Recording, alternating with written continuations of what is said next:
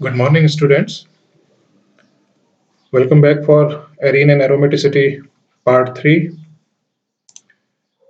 इससे पहले हम लोगों ने पार्ट 1 और पार्ट 2 डिस्कस किया था। पार्ट 2 में physical properties of benzene and it's homologue इनको हमने डिस्कस किया था। एरोमेटिक इलेक्ट्रोफिलिक सब्स्टिट्यूशन क्यों होता है और कैसे होता है ये भी हम लोगों ने देखा था। बेंजीन के केस में जब एरोमेटिक इलेक्ट्रोफिलिक सब्स्टिट्यूशन की रिएक्शन कराई जाती है तो उस प्रक्रिया में सिग्मा और पाई कॉम्प्लेक्स फॉर्म होते हैं। वो किस तरह से फॉर्म होते हैं ये भी हमने डिस्कस किया था। साथ ही इलेक्ट्रोफिलिक एरोमेटिक सब्स्टिट्यूशन की जो इम्पोर्टेंट रिएक्शन हैं उनकी जो क्रियाविधि है उसमें हमने हेलोजिनेशन, सल्फोनेशन और नाइट्रेशन को डिस्कस किया था। आज के इस सेशन में हम लोग डिस्कस करेंगे फ्रीडल-क्राफ्ट एल्काइलेशन और एसाइलेशन कि बेंजीन का या बेंजीन के डेरिवेटिव्स का किस प्रकार से हम एल्काइलेशन और एसाइलेशन कर सकते हैं, उसकी मैकेनिज्म हम डिस्कस करेंगे। साथ ही फ्रीडल-क्राफ्ट एल्काइलेशन और एसाइलेशन की जो लिमिटेशन है उनको भी हम इस सेशन में डिस्कस करेंगे, उसकी जो कमियां हैं। इस सेशन से हम बेंजीन पर यदि कोई ग्रुप जोड़ देते हैं तो उस ग्रुप का बेंजीन की जो उस एरोमेटिक कंपाउंड की जो रिएक्शंस होती हैं, इलेक्ट्रोफिलिक एरोमेटिक सब्स्टिट्यूशंस, तो उन रिएक्शंस की रिएक्टिविटी पर क्या असर पड़ता है। साथ ही साथ उस ग्रुप के रिस्पेक्ट में जो इनकमिंग इलेक्ट्रोफाइल होगा वो किस पोजीशन पर आएगा, जिसे कि हम ओरिएंटेशन कहेंगे हम। तो इस प्रकार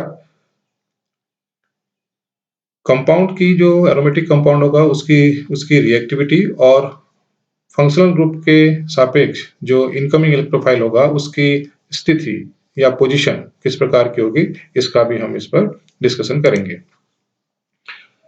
सबसे पहले फ्रीडल-क्राफ्ट एल्काइलेशन की बात करते हैं। एल्काइलेशन का मतलब होता है कि जब हम किसी भी ऑर्गेनिक कंपाउंड में किसी भी एटम का, उस ऑर्गेनिक कंपाउंड में प्रेजेंट किसी एटम का, वो एटम कार्बन भी हो सकता है, वो एटम अदर देन कार्बन भी हो सकता है, जैसे नाइट्रोजन, जैसे ऑक्सीजन। उन एटम से अगर यदि हम एल्काइल समूह को, एल्काइल ग्रुप को यदि जोड़ते हैं तो इस प्रोसेस को हम एल्काइलेशन कहते हैं। जब कार्बन एटम का एल्काइलेशन होता है तो उसे सी एल्काइलेशन कहा जाता है। इसी प्रकार जब नाइट्रोजन का एल्काइलेशन होता है तो उसे एन एल्काइलेशन कहा जाता है, और जब ऑक्सीजन का एल्काइलेशन होता है तो उसे हम ओ एल्काइलेशन कहते हैं। इस अभिक्रिया में हम जो बेंजीन रिंग है उस बेंजीन रिंग के जो कार्बन है उस कार्बन के एल्काइलेशन की प्रोसेस को समझेंगे, इसलिए यह बेसिकली एक सी एल्काइलेशन प्रोसेस है। एरोमेटिक कंपाउंड्स में जो एल्काइलेशन होता है उसको हम एल्काइल हैलाइड, अल्कोहल या फिर किसी एल्कीन या कोई कार्बोनिल कंपाउंड जैसे कि कोई एल्डिहाइड या कीटोन की मदद से लुईस कैटलिस्ट के साथ प्रेजेंस में अभिक्रिया करा के हम प्राप्त कर सकते हैं। फ्रीडल-क्राफ्ट एल्काइलेशन भी एक एरोमेटिक इलेक्ट्रोफिलिक सब्स्टिट्यूशन रिएक्शन है, तो इसमें बाकी चीजें उसी तरह से फॉलो होंगी जैसे हमने एरोमेटिक इलेक्ट्रोफिलिक सब्स्टिट्यूशन रिएक्शन और बेंजीन में जिस पहले सेशन में पढ़ी थी, जैसे कि हेलोजिनेशन है या फिर सल्फोनेशन है, नाइट्रेशन है। जो जो स्टेप्स उन रिएक्शंस में इन्वॉल्व हुए थे वो सारे स्टेप्स यहाँ पर भी इन्वॉल्व होंगे। फ्रीडल-क्राफ्ट एल्काइलेशन में यदि एल्काइलेटिंग एजेंट हम एल्काइल हैलाइड जैसे कि RX या फिर अल्कोहल जैसे ROH, इस प्रकार के एजेंट्स को लेते हैं, इस केस में तब जो कैटलिस्ट हम यूज करेंगे वो लुईस एसिड कैटलिस्ट होगा। लुईस एसिड का मतलब होता है कि ऐसा कंपाउंड जो इलेक्ट्रॉन डेफिशिएंट हो। यदि हम एल्काइलेटिंग एजेंट कोई एल्कीन ले रहे हैं या फिर एल्डिहाइड या कीटोन ले रहे हैं तो इस केस में जो कैटलिस्ट होगा वो हम कोई प्रोटिक एसिड लेंगे जैसे कि HCl हो गया या फिर H2SO4 हो गया। इस प्रकार से प्रोटिक एसिड का मतलब होता है कि जो हमें H पॉजिटिव देंगे, प्रोटॉन देंगे, वो सब प्रोटिक एसिड कहलाते हैं। जनरली एल्काइल हैलाइड और एल्यूमिनियम के ट्राई हैलाइड्स को हम इस रिएक्शन में एज ए रिएजेंट यूज करते हैं। एल्काइल हैलाइड एल्काइलेटिंग एजेंट हो जाएंगे और AlX3 जैसे एल्यूमिनियम क्लोराइड हो गया, AlCl3 एल्यूमिनियम ब्रोमाइड हो गया। इस प्रकार से एल्यूमिनियम के ट्राई हैलाइड्स को हम लुईस एसिड कैटलिस्ट की तरह यूज करते हैं। फ्रीडल-क्राफ्ट एल्काइलेशन के लिए बेसिकली दो मैकेनिज्म प्रपोज की जाती हैं जो कि एल्काइल हैलाइड की संरचना या स्ट्रक्चर पर डिपेंड करती हैं। आइए उन्हें देखते हैं। पहली रिएक्शन है कि जब हम एल्काइलेशन ऑफ बेंजीन को मिथाइल क्लोराइड या प्राइमरी एल्काइल हैलाइड के प्रेजेंस में कराएंगे तो किस प्रकार से उसकी मैकेनिज्म होगी। बेंजीन की रिएक्शन मिथाइल क्लोराइड के साथ इन प्रेजेंस ऑफ AlCl3 ये लुईस एसिड कैटलिस्ट हो गया। जब हम कराते हैं तो हमें मिथाइलेटेड बेंजीन जिसे कि हम टोल्यूइन के नाम से जानते हैं ये प्राप्त होता है। मैकेनिज्म के स्टेप्स वही रहेंगे जो सामान्य एरोमेटिक इलेक्ट्रोफिलिक सब्स्टिट्यूशन में रहते हैं। जैसे पहला स्टेप होता है जनरेशन ऑफ इलेक्ट्रोफाइल। इस स्टेप में AlCl3 CH3Cl के साथ क्रिया करके एक कॉम्प्लेक्स बनाता है। यहाँ पर फ्री कार्बोनियम आयन, क्योंकि इलेक्ट्रोफाइल यहाँ पर CH3 है, CH3 इलेक्ट्रोफाइल की जगह जुड़ रहा है, यानी कि CH3 प्लस इलेक्ट्रोफाइल होना चाहिए। क्योंकि जो CH3 पॉजिटिव आयन होगा वो प्राइमरी कार्बोनियम आयन होता है, इसलिए उसकी स्टेबिलिटी बहुत ज़्यादा नहीं होती है। तो इस प्रकार इस अभिक्रिया में फ्री कार्बोनियम आयन तो नहीं बन पाता है, लेकिन ये AlCl3 CH3Cl के साथ एक कॉम्प्लेक्स बनाता है जिसे कि methyl chloride aluminium chloride complex के नाम से जानते हैं हम। यह कॉम्प्लेक्स जिसके पास के CH3 पॉजिटिव कैरेक्टर का होता है, कार्बन की इलेक्ट्रॉन डेंसिटी कम हो जाती है, पॉजिटिव डेंसिटी इलेक्ट्रॉन की ज्यादा रहती है यहाँ पर।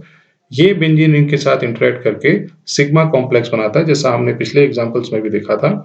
यह सिग्मा कॉम्प्लेक्स अपने आप को रेजोनेंस स्टेबलाइज करके इस प्रकार से रेजोनेंस स्टेबलाइज करेगा और रेजोनेंस स्टेबलाइज करके एक हाइब्रिड को जनरेट करता है जिसे हम हाइब्रिड सिग्मा कॉम्प्लेक्स के नाम से जानते हैं।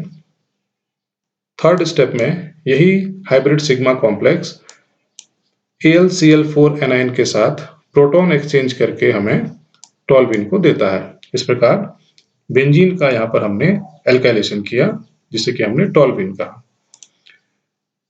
सेकेंड टाइप की जो रिएक्शन है जिसे कि हम रिएक्शन बी कह रहे हैं, जबकि एल्काइल हैलाइड को हम टर्शरी एल्काइल हैलाइड लेंगे तो यहाँ पर जो रिएक्शन होती है उसमें जो इलेक्ट्रोफाइल रहता है वो इलेक्ट्रोफाइल एक कार्बोनियम आयन फॉर्म होता है, क्योंकि हम जानते हैं कि जो टर्शरी ब्यूटाइल क्लोराइड है, ये टर्शरी ब्यूटाइल क्लोराइड से जब AlCl3 की हम रिएक्शन कराते हैं तो यहाँ पर आसानी से ये बॉन्ड ज़्यादा पोलराइजेबल है, आसानी से ब्रेक हो जाएगा और हमें एक फ्री कार्बोनियम आयन प्रोवाइड कराएगा। और ये फ्री कार्बोनियम आयन 3 डिग्री का होने के कारण ये स्टेबल कार्बोनियम आयन होता है, इसलिए ये फ्री स्टेट में हम इसको रिप्रेजेंट कर सकते हैं। सेकेंड स्टेप में कार्बोनियम आयन जो बना था फर्स्ट स्टेप में, ये बेंजीन के साथ रिएक्शन करेगा और एक sigma carbonium ion sigma complex को जनरेट करेगा, जो सिग्मा कॉम्प्लेक्स इस प्रकार से रेजोनेंस स्टेबलाइज्ड है और एक हाइब्रिड सिग्मा कॉम्प्लेक्स को बनाता है। थर्ड स्टेप में एल्यूमिनियम टेट्राक्लोराइड एनायन प्रोटॉन को एक्सचेंज करेगा और यहाँ पर AlCl3 HCl बाई प्रोडक्ट बनेगा और एल्काइलेटेड बेंजीन हमें यहाँ पर मिलती है। अगली अभिक्रिया है फ्रीडल-क्राफ्ट एसाइलेशन। ये जो ग्रुप है RCO, इसे हम एसाइल ग्रुप कहते हैं। यहाँ पर R एल्काइल भी हो सकता है, R कोई एराइल भी हो सकता है। जब किसी कार्बन पर या ऑर्गेनिक कंपाउंड में किसी कार्बन पर हम एसाइल ग्रुप को इनकॉर्पोरेट कराते हैं, एसाइल ग्रुप को इंट्रोड्यूस कराते हैं, तो ऐसी प्रोसेस को हम एसाइलेशन प्रोसेस कहते हैं या एसाइलीकरण जिसे आप लोग जानते हैं।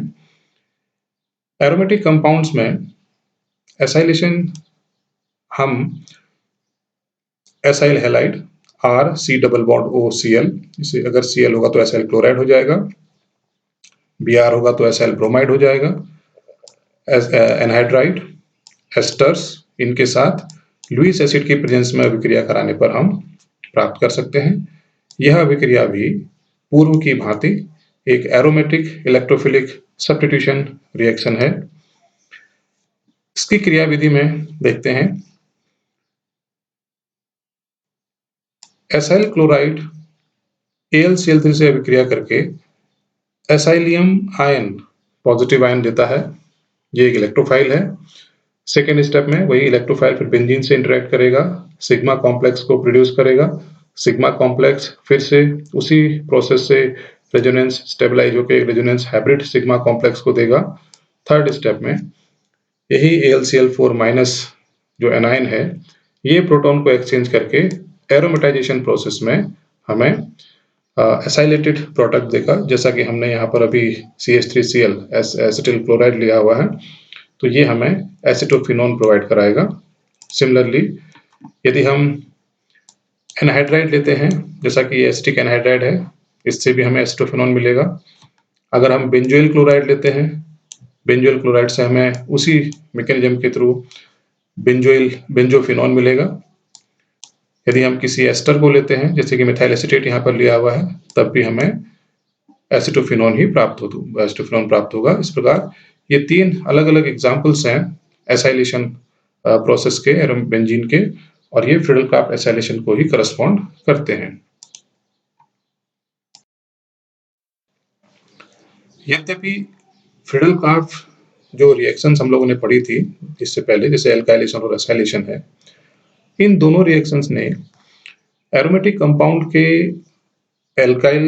एल्काइलेशन और एसाइलेशन को करने की बहुत ही सरल और इम्पोर्टेंट मेथड्स को बताया था, जिसका कि काफी इंडस्ट्रियल सिग्निफिकेंस है। इसके बावजूद भी इस प्रोसेस की कुछ लिमिटेशंस हैं। इन लिमिटेशंस को देखते हैं। सबसे पहला इसमें है कि फ्रीडल-क्राफ्ट जो एल्काइलेशन और एसाइलेशन है, वो बेंजीन से या फिर एक्टिवेटेड बेंजीन डेरिवेटिव, यानी कि ऐसे बेंजीन डेरिवेटिव जो कि जिन पे पाई इलेक्ट्रॉन डेंसिटी ज्यादा हो तथा हेलोबेंजीन्स, इनके साथ ही यह क्रियाएं देते हैं। फ्रीडल-क्राफ्ट एल्काइलेशन और एसाइलेशन जो अभिक्रिया है, वो हाईली डीएक्टिवेटेड सिस्टम, जैसे कि नाइट्रोबेंजीन है, बेंजीन सल्फोनिक एसिड है, या फिर बेंजाल्डिहाइड है, या फिनिल कीटोन्स हैं, इनके साथ यह अभिक्रिया देखने को नहीं मिलती है, क्योंकि ये डीएक्टिवेटेड सिस्टम है। अभी आगे स्लाइड्स में देखेंगे हम कि एक्टिवेटेड और डीएक्टिवेटेड सिस्टम्स कैसे होते हैं। साथ ही अब जैसा कि इसमें कहा गया कि एक्टिवेटेड बेंजीन डेरिवेटिव्स, अगर हम NH2 या फिर NHR, NR2 या OH ग्रुप बेंजीन पर जोड़ते हैं, तो ये ग्रुप बेंजीन रिंग की जो इलेक्ट्रॉन डेंसिटी है उनको इंक्रीज करते हैं और उसे एक्टिवेट करते हैं। इसके बावजूद भी ये फंक्शनल ग्रुप फ्रीडल-क्राफ्ट रिएक्शन के लिए सुटेबल नहीं है। क्यों? क्योंकि इनके पास जो लोन पेयर होता है, वो लोन पेयर AlCl3, जो कि जिसमें एल्यूमिनियम इलेक्ट्रॉन डेफिशिएंट है, इस AlCl3 के साथ इलेक्ट्रॉन एक्सचेंज करके एक कॉम्प्लेक्स बनाते हैं, और जो कॉम्प्लेक्स बनता है ये रिंग को डीएक्टिवेट करने का काम करता है, जैसा कि यहाँ पर दिखाया गया है। जैसे एनिलीन को हम AlCl3 से अभिक्रिया कराएंगे, तो एनिलीन अपने लोन पेयर को इस एल्यूमिनियम को डोनेट करेगा, और जिससे कि ये कॉम्प्लेक्स बन जाएगा। इसके बाद नाइट्रोजन पर पॉजिटिव चार्ज डेवलप हो जाता है।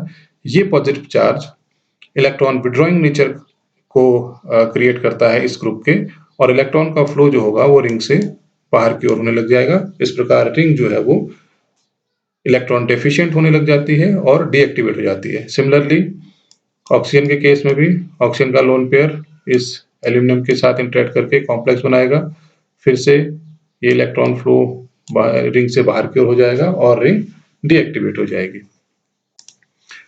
साथ ही एल्काइलेशन की बात करते हैं, तो फ्रीडल-क्राफ्ट एल्काइलेशन में एक जो कॉमन प्रॉब्लम जो देखने को मिलती है वो ये है कि पॉली एल्काइलेशन, यानी कि मल्टी एल्काइलेशन, आपको मोनो एल्काइलेटेड प्रोडक्ट भी मिल सकता है, डाई एल्काइलेटेड भी मिल सकता है, ट्राई एल्काइलेटेड भी मिल सकता है और टेट्रा एल्काइलेटेड भी मिल सकता है। तो इस प्रकार की जो प्रॉब्लम थी वो इस रिएक्शन में देखने को मिली।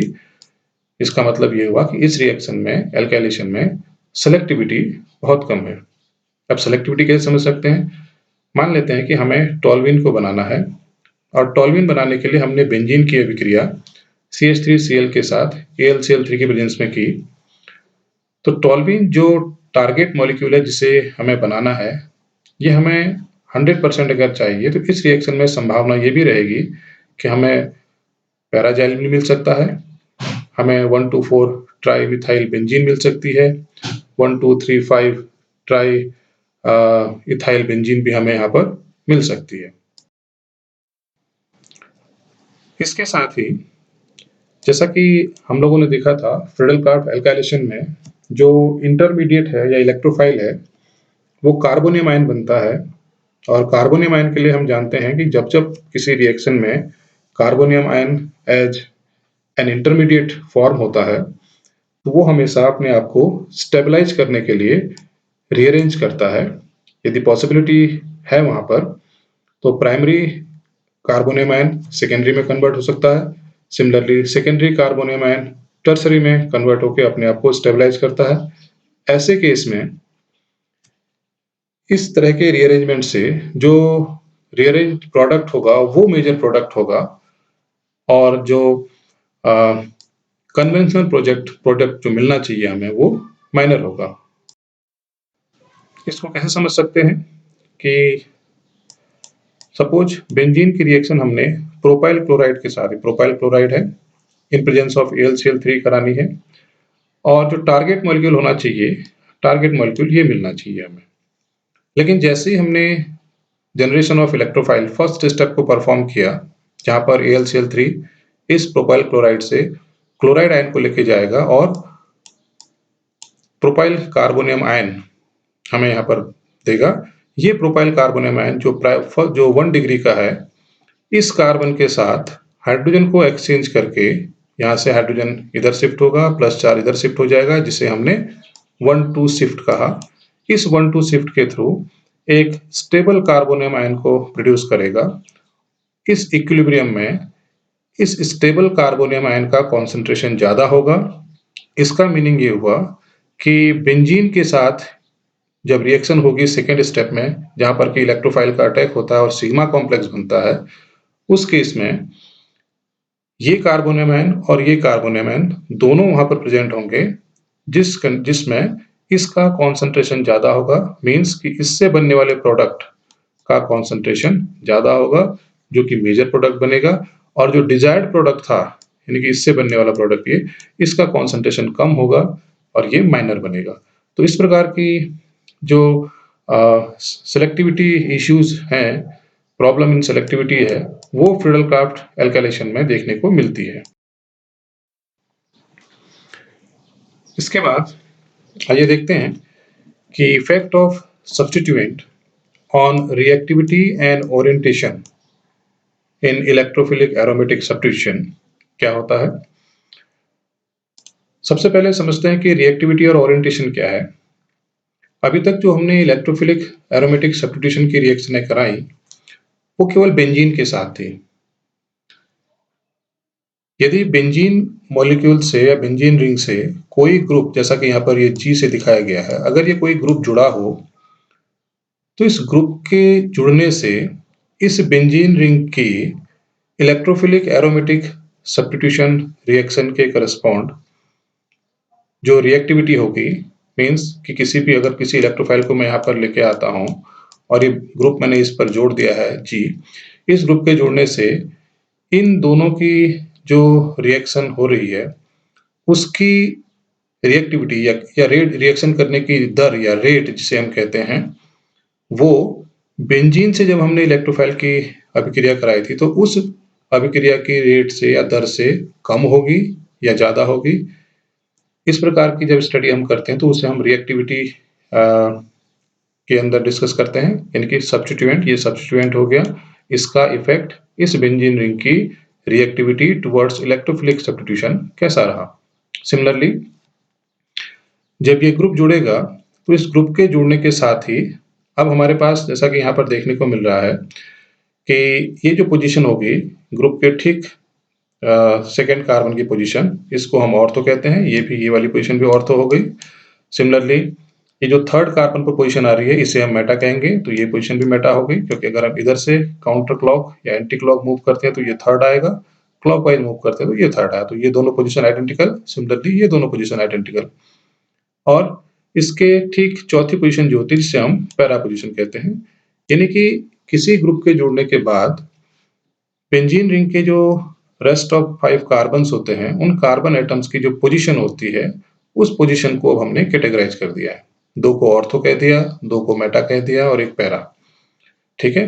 जो कार्बन 2 और कार्बन 2 डैश कहते हैं, या फिर इसको कार्बन 6 भी कह सकते हैं। 1 2 3 4 5 6, 2 और 6 जो ऑर्थो पोजीशन हो गई, 3 एंड 5 ये 3 हो गई, 3 एंड 5 मेटा हो गई, 4 पोजीशन पैरा हो गई। ये ग्रुप इनकमिंग इलेक्ट्रोफाइल को, जब हम इलेक्ट्रोफाइल को इसके साथ जोड़ेंगे तो उस इलेक्ट्रोफाइल को पोजीशन 2 यानी कि ऑर्थो पर जोड़ेगा, या पोजीशन 3 पर जोड़ेगा, या 4 पर जोड़ेगा। इस प्रकार की जब डिस्कशन या इस प्रकार का जब डिस्कशन किया जाता है, या इस तरह से किसी इनकमिंग इलेक्ट्रोफाइल की पोजीशन को हम निर्धारित करते हैं कि ये ऑर्थो पर आएगा या मेटा पर आएगा, तो उसे हम ओरिएंटेशन कहते हैं। ओरिएंटेशन का मतलब होता है स्थान चयनात्मकता, कि जो इलेक्ट्रोफाइल है वो इस बेंजीन रिंग में किस पोजीशन को एक्वायर करेगा इस ग्रुप के रिस्पेक्ट में, इस ग्रुप के सापेक्ष। अब जो ग्रुप हो सकते हैं, ग्रुप का नेचर 2 तरीके का हो सकता है। एक तो ये जो ग्रुप है वो रिंग की तरफ को इलेक्ट्रॉन दे रहा हो, मतलब रिंग को इलेक्ट्रॉन ऐसे दे रहा हो। जब इलेक्ट्रॉन देगा तो यहाँ पर इलेक्ट्रॉन डेंसिटी बढ़ाएगा, यानी कि नेगेटिव चार्ज डेंसिटी बढ़ाएगा। और इलेक्ट्रॉन डेंसिटी बढ़ेगी तो जैसा कि हमको पता है कि इलेक्ट्रोफिलिक एरोमेटिक सब्स्टिट्यूशन में जो इलेक्ट्रोफाइल है ये पॉजिटिव चार्ज का होता है। अगर हम यहाँ पर नेगेटिव चार्ज डेंसिटी बढ़ाएंगे तो इन दोनों के बीच में जो रिएक्शन होगी वो फास्ट हो जाएगी, क्योंकि इंटरेक्शन आसानी से हो जाएगा। सिमिलरली यदि ये ग्रुप इलेक्ट्रॉन को विड्रॉ करेगा रिंग से बाहर को, तो उसका रिजल्ट क्या होगा कि इस रिंग पर इलेक्ट्रॉन डेंसिटी कम हो जाएगी। और अगर इलेक्ट्रॉन डेंसिटी कम हो जाएगी तो ये नेगेटिव करैक्टर इसका कम हो जाएगा, या ये कह सकते हैं कि इसका पॉजिटिव करैक्टर स्लाइटली इंक्रीज हो जाएगा। तब इस इलेक्ट्रोफाइल की इस रिंग के साथ अप्रोच कराने पर जो रेट होगा या रिएक्शन करने की जो दर होगी वो स्लो हो जाएगी। इस प्रकार हम कह सकते हैं कि कैसे ये जो ग्रुप है ये किसी एरोमेटिक रिंग की इलेक्ट्रोफिलिक एरोमेटिक सब्स्टिट्यूशन के करस्पॉन्ड रिएक्टिविटी को चेंज करता है, साथ ही जो इनकमिंग इलेक्ट्रोफाइल है उसकी पोजीशन को कैसे डिसाइड करता है। जैसा कि यहाँ पर दिखाया गया है, ग्रुप्स को हमने 2 तरह से बांट दिया। अब जो इलेक्ट्रॉन डोनेटिंग ग्रुप्स होंगे, इलेक्ट्रॉन डोनेटिंग ग्रुप्स अभी आगे देखेंगे कैसे वो ऑर्थो और पैरा पर इलेक्ट्रॉन डेंसिटी को बढ़ाते हैं। इलेक्ट्रॉन डोनेटिंग ग्रुप्स जब इस पे जुड़े रहेंगे, जैसा कि दिखा है, G is an ortho para directing group, यानी कि इलेक्ट्रॉन डोनेटिंग ग्रुप जो होते हैं वो ऑर्थो और पैरा पोजीशन पर इलेक्ट्रॉन डेंसिटी को बढ़ाते हैं इन कंपेयर टू मेटा। इसलिए अगर इलेक्ट्रोफाइल को आना होगा और हमारे पास 3 पोजीशंस हैं, 2 पोजीशंस हैं, जहां एक पोजीशन वो है जहां पर इलेक्ट्रॉन डेंसिटी ज्यादा है और एक पोजीशन वो है जहां इलेक्ट्रॉन डेंसिटी कम है, तो ये इलेक्ट्रोफाइल हमेशा उसी पोजीशन पर जाना पसंद करेगा जहां पर इलेक्ट्रॉन डेंसिटी ज्यादा होगी। सिंस जो इलेक्ट्रॉन डोनेटिंग ग्रुप्स होते हैं, जैसे कि यहाँ पर दिखाए गए हैं, ये सब इलेक्ट्रॉन डोनेटिंग ग्रुप्स हैं। Electron donating groups ortho and para पर इलेक्ट्रॉन डेंसिटी को बढ़ाते हैं, इसलिए जो इनकमिंग इलेक्ट्रोफाइल होगा वो ऑर्थो और पैरा पर जुड़ना फेवर करेगा। ऐसे ग्रुप्स को हम ऑर्थो पैरा डायरेक्टिंग ग्रुप्स कहते हैं। इन ऑर्थो पैरा डायरेक्टिंग ग्रुप्स को हमने फर्दर क्लासिफाई किया है, जिसमें कि स्ट्रॉन्ग एक्टिवेटिंग ग्रुप्स हो गए, उसके बाद मॉडरेटिंग एक्टिवेटिंग ग्रुप्स हो गए और वीकली एक्टिवेटिंग ग्रुप्स हो गए। जो group lone pair of electron को रिंग के साथ शेयर करते हैं वो ग्रुप एक्टिवेटिंग ग्रुप्स होते हैं, और जिनका lone pair of electron share करने का या रिंग की तरफ इलेक्ट्रॉन देने का रेट जितना ज्यादा होगा वो उतने ही ज्यादा एक्टिवेटिंग ग्रुप कहे जाते हैं। इसलिए NH2 है, NHR है, OH है, OCH3 है या O नेगेटिव है, ये नेगेटिव चार्ज को आसानी से रिंग की तरफ देते हैं, इसलिए ये पावरफुल एक्टिवेटिंग ग्रुप्स होते हैं, जबकि एल्काइल ग्रुप इनके पास कोई लोन पेयर ऑफ इलेक्ट्रॉन नहीं है, फिर भी ये इलेक्ट्रॉन देते हैं बिकॉज ऑफ इंडक्टिव इफेक्ट। आगे हम इसको देखेंगे, इसलिए इनको हम वीकली एक्टिवेटिंग ग्रुप्स कहते हैं। इसके विपरीत ऐसे ग्रुप जो रिंग से इलेक्ट्रॉन को बाहर की ओर खींचेंगे, वो ऑर्थो और पैरा पर इलेक्ट्रॉन डेंसिटी को बहुत ज्यादा रिड्यूस करते हैं कंपेरेटिव मेटा। इस प्रकार मेटा पर कंपैरेटिवली इलेक्ट्रॉन डेंसिटी थोड़ी ज्यादा होगी, इलेक्ट्रोफाइल मेटा पर आना पसंद करेगा। यहाँ पर भी हम तीन तरह से ग्रुप्स को क्लासिफाई कर सकते हैं। स्ट्रॉन्ग डीएक्टिवेटिंग ग्रुप, ये डीएक्टिवेटिंग ग्रुप है, ये भी डीएक्टिवेटिंग ग्रुप्स है। स्ट्रॉन्ग डीएक्टिवेटिंग ग्रुप जिसमें नाइट्रो है, NR3 है, सल्फोनिक एसिड ग्रुप है, CF3 ग्रुप है, CCl3 ग्रुप है या CN है। सिमिलरली कार्बोक्सिलिक एसिड हो गया, एस्टर हो गया, एल्डिहाइड हो गया या फिर कीटोनिक ग्रुप हो गए, ये मॉडरेटली डीएक्टिवेटिंग है। हैलोजेंस जो होते हैं वो वीकली डीएक्टिवेटिंग ग्रुप्स होते हैं। अब जैसा कि यहाँ पर हमने दिखाया गया इसमें इलेक्ट्रोफिलिक एरोमेटिक सब्स्टिट्यूशन में हमने देखा था कि सेकेंड स्टेप जो हमारे पास है, उस सेकेंड स्टेप में जब इलेक्ट्रोफाइल एरोमेटिक रिंग के साथ अप्रोच करता है तो वहां पर सिग्मा कॉम्प्लेक्स बनता है। सिग्मा कॉम्प्लेक्स जो हमारे पास है, यहाँ पर आप देख रहे हैं कि रिंग पर पॉजिटिव चार्ज 5 कार्बन जो है इन पर पॉजिटिव चार्ज डेंसिटी बढ़ रही है। इसी प्रकार अगर कोई ग्रुप हमने जोड़ दिया तो उस ग्रुप के सापेक्ष भी हम इलेक्ट्रोफिलिक सब्स्टिट्यूशन अगर करा रहे हैं तो इलेक्ट्रोफाइल जोड़ने के बाद जो सिग्मा कॉम्प्लेक्स बनेगा, उस सिग्मा कॉम्प्लेक्स में भी रिंग पर पॉजिटिव चार्ज डेंसिटी होगी। अब इस एक्सपेरिमेंट में हम ये देखने की कोशिश कर रहे हैं कि जो ये ग्रुप हमने जोड़ा है, इस ग्रुप के इलेक्ट्रॉन डोनेटिंग नेचर या इलेक्ट्रॉन विड्रॉइंग नेचर से सिग्मा कॉम्प्लेक्स की जो स्टेबिलिटी है उस पर क्या असर पड़ता है। जो ग्रुप इस सिग्मा कॉम्प्लेक्स इंटरमीडिएट की स्टेबिलिटी को बढ़ाएंगे वो एक्टिवेटिंग ग्रुप्स होंगे, और जो ग्रुप इसकी स्टेबिलिटी को घटाएंगे वो डीएक्टिवेटिंग ग्रुप्स होंगे। आइए देखते हैं। मान लेते हैं कि ये जो बेंजीन रिंग है, इससे जो ग्रुप जुड़ा हुआ है वो इलेक्ट्रॉन डोनेटिंग ग्रुप है, मीन्स कि यहाँ पे इलेक्ट्रॉन दे रहा है। सिंस ट्रांजिशन स्टेट भी हमने देखी थी एनर्जी प्रोफाइल डायग्राम में, एरिन एरोमेटिसिटी पार्ट 2 में। उस ट्रांजिशन स्टेट में रिंग पर पॉजिटिव चार्ज डेंसिटी बढ़ती है, और अगर ये इलेक्ट्रॉन दे रहा है मीन्स कि ये नेगेटिव चार्ज को दे रहा है, तो इस पॉजिटिव चार्ज और नेगेटिव चार्ज जब आएंगे तो ये यहाँ पर इस पॉजिटिव चार्ज को स्टेबिलिटी प्रोवाइड कराएगा या न्यूट्रलाइजेशन करेगा इसका। इस प्रकार इसकी जो ट्रांजिशन स्टेट है वो स्टेबलाइज्ड है। सिमिलरली अगर ट्रांजिशन स्टेट स्टेबलाइज्ड होगी तो सिग्मा कॉम्प्लेक्स भी यहाँ पर स्टेबलाइज्ड होगा। अतः जो इलेक्ट्रॉन डोनेटिंग ग्रुप्स होते हैं वो सिंस ट्रांजिशन स्टेट और इस सिग्मा कॉम्प्लेक्स को स्टेबल कर रहे हैं, इसलिए ये रिएक्शन को फास्ट करेंगे। इसके विपरीत यदि हम इलेक्ट्रॉन विड्रॉइंग ग्रुप जोड़ते हैं तो जो इलेक्ट्रॉन रिंग से अपनी बाहर की ओर खींचेगा, इसका मीनिंग क्या होगा कि ट्रांजिशन स्टेट चूंकि जो पॉजिटिवली चार्ज है उस पर अगर ये इलेक्ट्रॉन विड्रॉ करेगा, और इलेक्ट्रॉन विड्रॉ कौन करता है, जो इलेक्ट्रॉन डेफिशिएंट होता है, जिसके पास इलेक्ट्रॉन, जिस एटम के पास इलेक्ट्रॉन डेफिशिएंसी होगी मींस पॉजिटिव कैरेक्टर का होगा। तो दो पॉजिटिव कैरेक्टर के जो स्पेसीज हैं वो एक साथ आमने सामने हैं। इसका मतलब दो सिमिलर चार्ज स्पेसीज एक साथ स्टेबल नहीं हो सकती हैं, इसलिए ये जो ट्रांजिशन स्टेट है ये डिस्टेबलाइज्ड है। अगर ये डिस्टेबलाइज्ड है तो इसके साथ जो ये सिग्मा कॉम्प्लेक्स बनेगा ये भी डिस्टेबलाइज्ड होगा, मींस कि ये रिएक्टेंट स्टेबल है, ये अनस्टेबल है। इसका मीनिंग क्या हुआ कि रिएक्शन का जो रेट होगा वो स्लोअर रेट होगा। ये कंपैरिजन इसमें दिखाया गया है कि कैसे बेंजीन के रिस्पेक्ट में, ये जो केस है ये बेंजीन का केस है जहां पर कि बेंजीन रिंग से कोई ग्रुप नहीं जुड़ा हुआ है। इस केस में इस स्टेप की जो फर्स्ट स्टेप है जहां पर कि सिग्मा कॉम्प्लेक्स बन रहा है और ये ट्रांजिशन स्टेट है। सिग्मा कॉम्प्लेक्स और ट्रांजिशन स्टेट के बनने की प्रोसेस है, इसको हम एक्टिवेशन एनर्जी कहते हैं। ये एक्टिवेशन एनर्जी है।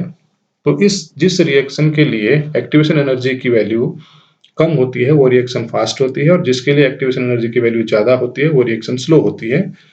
अब हम इसमें जो कंपैरिजन करते हैं वो बेंजीन को मॉडल रिएक्शन मान के, बेंजीन का जो इलेक्ट्रोफिलिक सब्स्टिट्यूशन है किसी एक इलेक्ट्रोफाइल, फॉर एग्जांपल हमने यहाँ पर ई ले लिया है, इसको हमने मॉडल रिएक्शन माना। इस मॉडल रिएक्शन के साथ हम कंपेयर करेंगे उस रिएक्शन की जहां पर कि हमने एक इलेक्ट्रॉन विड्रॉइंग ग्रुप जोड़ा हुआ है बेंजीन रिंग से, और दूसरी रिएक्शन जहां पर कि हमने इलेक्ट्रॉन डोनेटिंग ग्रुप जोड़ा हुआ है। पहले इसको देखते हैं, डोनेटिंग ग्रुप को। इलेक्ट्रॉन डोनेटिंग ग्रुप जुड़ा होगा तो ट्रांजिशन स्टेट स्टेबल है, इससे पहले वाली स्लाइड में हमने देखा था। स्टेबल का मतलब होता है कि लेस एनर्जी, जो सिस्टम स्टेबल होता है उसकी एनर्जी लेस होती है। इसका मीनिंग, अगर ये ट्रांजिशन स्टेट इससे स्टेबल है, इट मीन्स कि जो इसकी एनर्जी होगी, आप देख सकते हैं एनर्जी लेवल डाउन है। इसका मतलब ये एक्टिवेशन एनर्जी इसके लिए कम होगी, और इस रिएक्शन का रेट जो होगा, इस स्टेप का रेट बेंजीन के कंपैरिजन में ज्यादा होगा, यानी कि ये फास्टर होगी इन कंपेयर टू बेंजीन। लेकिन जब हम इस बेंजीन रिंग पर एक इलेक्ट्रॉन विड्रॉइंग ग्रुप को जोड़ते हैं, जैसा कि ये है जी, हमने दिखाया गया है, यहाँ पे इलेक्ट्रॉन का फ्लो रिंग से बाहर की ओर है, तो जो ट्रांजिशन स्टेट बन रही थी वो अनस्टेबल बन रही थी इन कंपेयर टू बेंजीन। इसका मीनिंग क्या हुआ कि बेंजीन से अगर ये अनस्टेबल होगी तो इस ट्रांजिशन स्टेट की जो एनर्जी होगी वो बेंजीन के कंपैरिजन में ज्यादा होगी। इट मीन्स ये जो एक्टिवेशन एनर्जी की वैल्यू होगी ये बढ़ जाएगी। जब एक्टिवेशन एनर्जी की वैल्यू बढ़ जाएगी तो रेट ऑफ रिएक्शन, यानी इस स्टेप का जो रेट होगा वो स्लो हो जाएगा। कंपैरिजन हमने कर सकते हैं बेंजीन के साथ कि ऐसे बेंजीन के डेरिवेटिव जिनमें बेंजीन रिंग पर इलेक्ट्रॉन डोनेटिंग ग्रुप जुड़ा हो, वे एरोमेटिक इलेक्ट्रोफिलिक सब्स्टिट्यूशन के रेट को इंक्रीज कर देंगे। किसके कंपैरिजन में? बेंजीन के कंपैरिजन में। जबकि ऐसे बेंजीन डेरिवेटिव जिसमें इलेक्ट्रॉन विड्रॉइंग ग्रुप जुड़ा हो, वो इलेक्ट्रोफिलिक सब्स्टिट्यूशन रिएक्शन के रेट को स्लो कर देंगे इन कंपेयर टू बेंजीन। इस प्रकार आज हमने